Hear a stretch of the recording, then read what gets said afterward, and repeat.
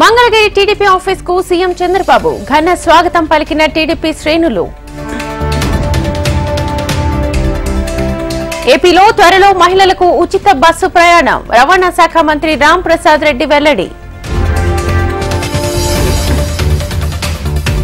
పారదర్శకంగా ఉపాధ్యాయుల బదిలీలు పాఠశాలల్లో మౌలిక సదుపాయాలు కల్పించాలన్న లోకేష్.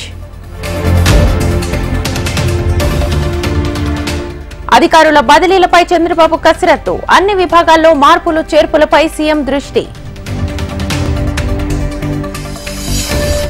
బాధ్యతల స్వీకరణకు ముహూర్తాలు చూసుకుంటున్న మంత్రులు పవన్ కళ్యాణ్ బాధ్యతల స్వీకరణపై ఉత్కంఠ.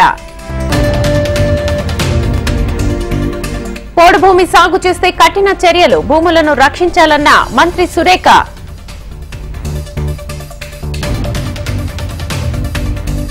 కాళేశ్వరం కమిషన్ ను కలిసిన రిటైర్డ్ ఇంజనీర్ల బృందం కమిషన్ కు రిపోర్ట్ సమర్పించిన రిటైర్డ్ ఇంజనీర్ల కమిటీ.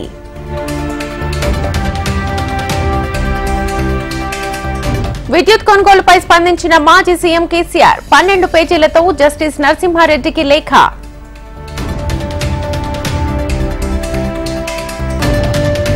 వైసీపీ పాలనలో ఆడపిల్లలకు రక్షణ ఉండేది కాదు, అన్ని అంశాలపై సమీక్షిస్తానన్న హోంమంత్రి అనిత.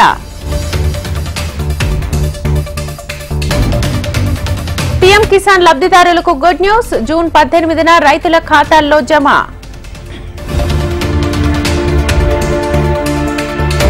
తెలంగాణలో 20 మంది ఐఏఎస్ల బదిలీ ఉత్తర్వులు జారీ చేసిన రాష్ట్ర ప్రభుత్వం.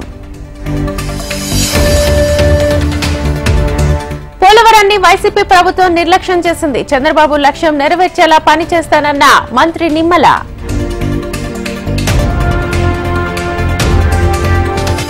పవన్ డిప్యూటీ సీఎం కావడంపై టాలీవుడ్ లో ఫుల్ జోష్, టాలీవుడ్ సమస్యలకు పరిష్కారం దొరుకుతుందని ఆశాభావం. హైదరాబాద్ లో మాజీ సీఎం జగన్ ఇంటి ముందు నిర్మాణాల కూల్చివేత, రోడ్డు ఆక్రమించి నిర్మించారని కూల్చేసిన జీహెచ్ఎంసీ.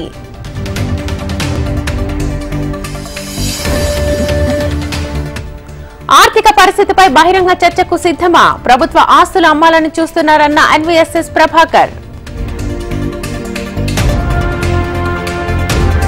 ప్రతి నెల 1న జీతాలు ఇవ్వాలి, కోటి డిఎంఈ ఆవరణలో ఆశా వర్కర్ల నిరసన.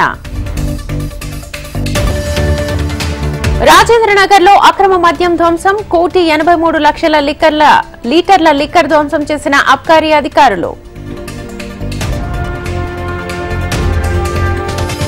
కోనసీమ జిల్లా ములికిపల్లిలో గ్యాస్ లీక్, బోరుబావి నుంచి గ్యాస్ తో పాటు ఎగిసిపడ్డ నీరు. తిరుమల శ్రీవారిని దర్శించుకున్న సాయిధరం తేజ్, మామ పవన్ కోసం అల్లుడు మొక్కులు చెల్లింపు. కేజ్రీవాల్ కోర్టు వీడియో తొలగించండి, సునీత కేజ్రీవాల్ కు ఢిల్లీ హైకోర్టు ఆదేశం. మోదీకి ఘన స్వాగతం పలికిన ఇటలీ ప్రధాని మెలోనీ, మోదీతో సెల్ఫీ వీడియో తీసుకున్న జార్జియా మెలోనీ.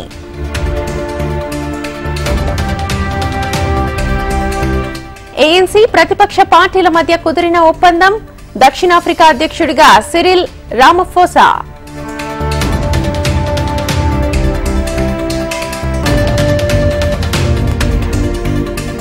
నాటోలో ఉక్రెయిన్ చేరకూడదని రష్యా షరతు, నిబంధన పాటిస్తే యుద్ధం ఆపివేస్తారు.